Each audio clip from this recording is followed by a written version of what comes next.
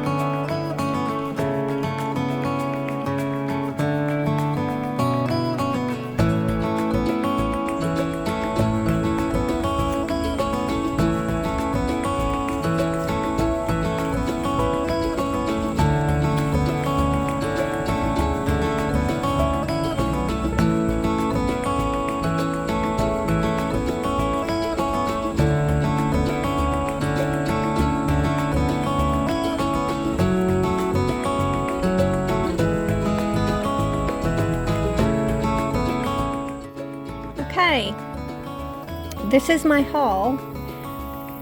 This is what I dug up maybe a week and a half ago. We have eaten some. I've had a couple go bad. That was a big old purple. These are the blue Adirondacks. These are the red Nordics with a few little russets that I stuck in there. Red Nordland, sorry. And then these are my Yukon Golds. By far, the Yukon Golds did the best. And that far end of the row was drier. So, I don't know how many pounds this is, but I do know the rows were 12 feet long and 6 inches wide. And I had 3 rows. And my seed potatoes were actually, I think I had six small ones of each color. Probably in this size of potato, So, you can see small.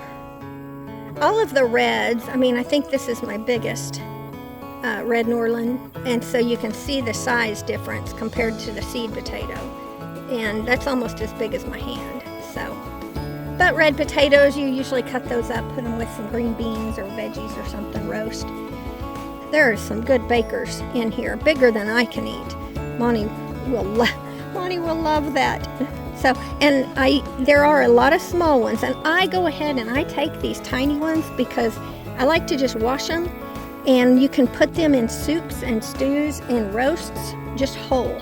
So I don't mind those little bitty ones.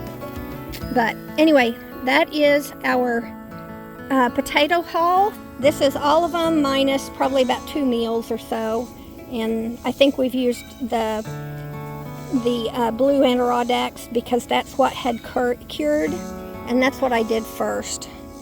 minus a few of the reds. So we've actually probably eaten some of the reds.